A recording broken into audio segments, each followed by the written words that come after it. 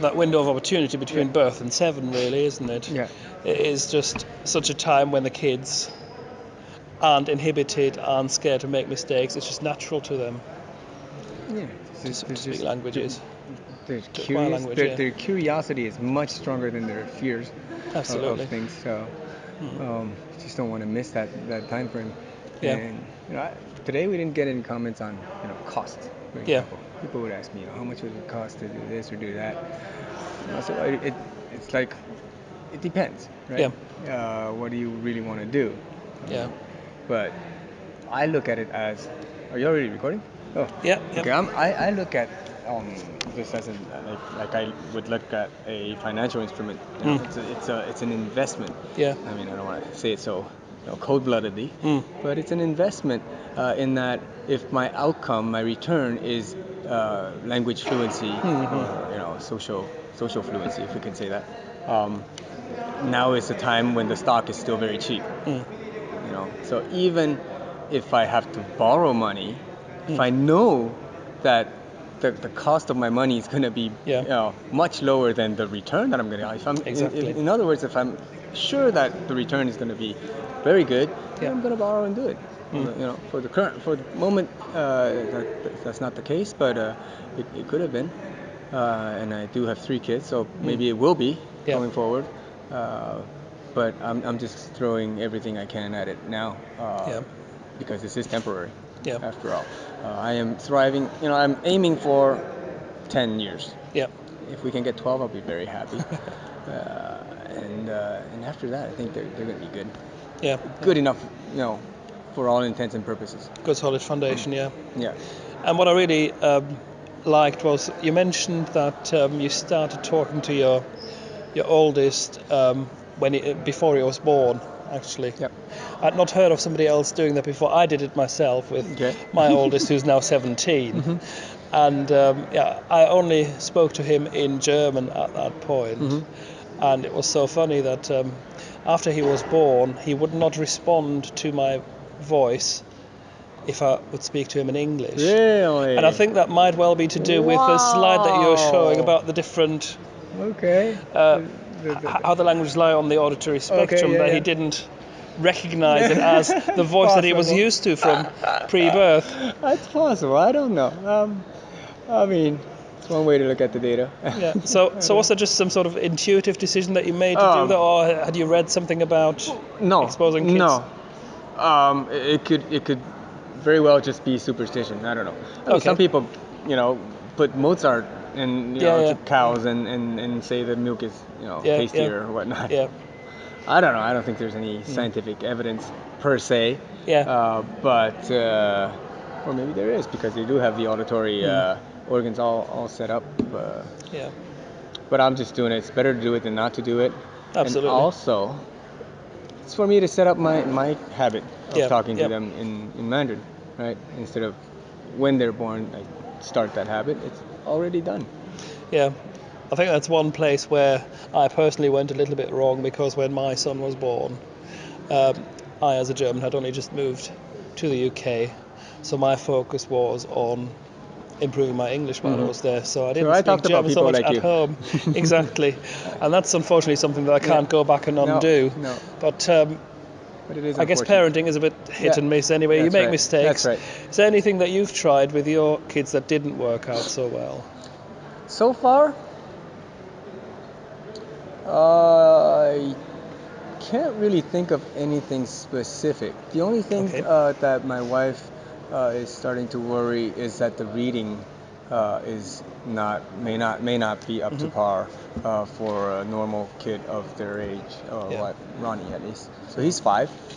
I don't think he's not advanced for sure, and we'll have to put in more consideration into how we want to do it. And right now we're looking at apps and whatnot. What kind of materials that we can use to strengthen that part of the language. But I always come back again to the hearing is my main focus. If we can do the reading, for me it's a kind of a bonus. But indirectly, if later if we go to Taiwan next summer or the summer after that, and they can't read what's going on, and all the other kids are reading, that could hinder upon his social integration. Right. So we wouldn't want it to be so delayed that they can't do that. But yeah, that's sort of where I'm at in terms of reading. I just don't want them to be delayed too much. Sure.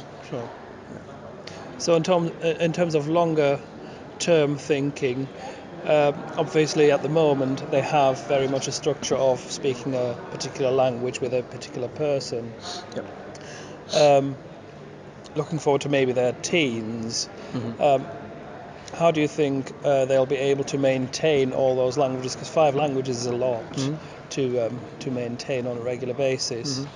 So once again, I come back to the fact that by the time they're in the teens, most of my job is done. Yeah. In terms of languages. The basis is there, sure. Yeah, the foundation is rock solid. And at that point, if they want, if we want them to have a more in-depth knowledge of Spanish or whatnot, it could either be in terms of tutoring or other, because au pairs, maybe for my youngest kids, the au pair is still there, so the au pair will still be a friend to Ronnie, but not really a caregiver to Ronnie. So the exposure will be reduced. And the time pressures with school will increase as well. Exactly. But I don't think it will be such a bad problem. Clearly his Spanish won't be top notch at any given moment. Sure. But if he were to move to Spain or have start a job that requires a lot of Spanish, it'll be right back. He'll have a head start, yes. Yeah, it'll be right back there very quickly. Okay. Right. So not too worried in that sense. It's really the first 10 to 12 years that I just make sure that I do that part right. Sure. And you are a strong advocate of one person, one language, Yes. really, aren't you? Absolutely. For some people, that's not as feasible, maybe, because they can't bring au pairs in. How important do you think it is? What are the real advantages of it? Okay, so when you say some people aren't, it's not feasible, are we talking financially? Are we talking, I don't know, space? Or are we talking, some people don't want au pairs because they don't want a foreign person coming to their home. I've heard that, a few times. And if that were the case, it's not a physical constraint that cannot be overcome. It's more of a cultural or psychological constraint, which I would just advise to make a decision on, which is more important. Risk having a person in your house and have good target language acquisition, or not use that method. If it comes down to financial restraints, then there are alternatives. For example, bringing in a foreign student, exchange student. That's one way to do it. Usually these are high school kids, so you can't really expect them to help in the house so much, and they're going to be away during the day. But it's still, it won't cost you anything. Sure. Maybe just room and board. But depending on the association, if it's an AFS, they pay you for room and board. Not food, not room and board per se. So there are alternatives. And again, it's conceptually, it is to create an environment where the kids will use these languages. It doesn't have to be au pairs. In our family, that's what works. Because we need, we have a relatively big house. We need some help. So it's cheaper than hiring a nanny 24/7. It's cheaper than hiring a cleaning lady. Yeah. Right. So I see it that way. Yeah.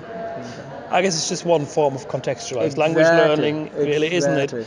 And you can create other contexts as well if you want to. That's right. I guess. I like hockey. I like skiing. So I like for my kids to do that.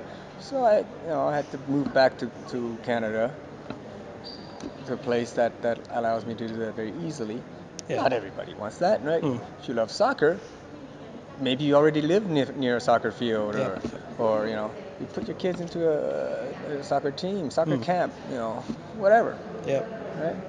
So all these are just examples of how you can do it. Sure. So, in terms of finding material for your kids, be it reading or watching, how do you go about that outside of interaction with au pairs, with people in school and friends? So material, well, it's a lot of internet, Yep. actually, and books. We have books in all 5 languages at Mhm. home, and before they go to bed, maybe one night I'll read them something. Maybe one night my wife will read them something. So books. So are they chosen by you or by them, or how does Yeah, that well, work? actually my wife. Yeah. My wife does a lot of the choosing, Mhm. in all the languages. Yeah. And I'm just a puppet. Yeah. Yep. I'm there to read to them in Mandarin. We're looking at apps Yep. to see, because my kids they love puzzles, or they love riddles. So we try to find apps that allow that, games in Gamified language learning. Yeah, that's in the great. specific language. They're having fun, Yeah. and they continue doing it because it's fun. Yeah. Then it's a very small investment. Yeah, one thing that we've found works quite well because it's very non-intimidating for them is finding a foreign language version of a book that they're already very Yes, familiar with. that's right. That's right. For example, the Gruffalo in German, Yeah. or there's a book called The Day the Crayons Quit, which we recently bought in French for our daughter as well. The hungry caterpillar. Yes, we we've have got that in like 3-4 languages. Yes, we've got 4 languages of that as well. Yes, Yeah. very popular, but it's very, very non-threatening That's because right. they're already okay with the Exactly. content. Yeah. Hungry caterpillar usually the days of the week as well. Exactly. So it's a Exactly. very fun way for them to practice their language as well, isn't it? Yeah. Well, they definitely also associate the language of that book to the person that they're talking to. So if daddy's reading a book, they're not going to expect a book in French or Spanish. Yeah. And so that part's also natural. Hmm. Right. It has to be natural. It has to be part of everyday life. Exactly. That's the important Yeah. thing, isn't it? We have to hide the master plan as long as possible, without them suspecting. Make them think it's fun. Yeah. That's right. That's right. So one day, wait a minute, what's going on here? Too late. Well, one of our cunning plans was to use some foreign languages as a secret code between us parents, so the kids wouldn't understand, and they then had the incentive of trying to figure out what we were saying, All right. and that only then left us with less opportunity to have a secret language between us, which we then had to address and constantly be one step ahead of them. But that was another way that we incentivized them to tune into those different languages. Once they grasped German, we moved on to French. Once they grasped French, moved on to the next language. I think recently we've done Esperanto, but that's so easy to pick up that they're now cottoning onto that as well. Wow. I mean, well, it's good. It's good they're learning new stuff. Yeah. Any bits and pieces that you can get is only beneficial. Yeah. So, with respect to Opal, if I've heard, criticism or resistance to Opal, sometimes it's that the parents, like, one would speak a language that the other wouldn't understand. Then the person who doesn't understand sort of builds a paranoia, and that person doesn't want to be left behind in the discussions, with the children. That I've heard a few times. Luckily, that's not happened with my wife, even though she didn't speak any Spanish or Mandarin. For that part, I just say they're kids. The things that we say are very simple, and it's repetitive. Yeah. And if you open your ears and just follow along, you're gonna pick it up in no time. Yeah. Because think about it, if a 2-year-old is picking it up, there's no reason why you cannot pick it up, right? Yeah, I think And the that's only exactly what happened. issue that we've got with Opal really is that it might be holding some parents back from exposing their kids to other languages just because they think, I have not got access to a native speaker, therefore I can't teach them Spanish because I'm an English speaker, a German speaker, whatever. So there you need to make a decision. Let's assume that if you do 3 languages with your kid, and it goes well to a certain point, let's just assume that the kid will revolt against you and will only pick one at that point. So that's a certain level that you can probably get to, and then you'll have to probably forego the other two. And it could be random. And the other situation is if you use one language, but you'll likely go further with that language. It's a decision. Is this one language in depth more important than these 3 languages, more or less in depth or shallow? It depends on how you want it and what you want out of the whole thing. For us, like I said, the 5 languages that we use are very important in every aspect. So we want each language to go to a very high level. So we find ways to have at least 5 parties, independent parties, to take care of these languages. Yeah, I guess our approach is a little different in that our whole philosophy is built more around helping children learn how to learn a language rather than achieving a certain level in that language. And I guess going by the example of our 17-year-old now, his German skills, despite having a German dad, at least on paper, on his school certificate, weren't what we would have hoped for. But he's now got an incredible ability of picking up new languages that he wants to pick up because he's got that framework in place there. So I guess it very much depends on the goal that you've got, isn't it? Exactly, and that's fine, of course. What if your children don't like languages? You know, it could very well be that my children don't really care about learning new languages, but they will already have 5 that they will be able to use in their life, and even if they don't, it's not lost. But it's definitely something that in polyglot circles, I think, should be more talked about, how to bring up the next generation of polyglots and having that discussion about it.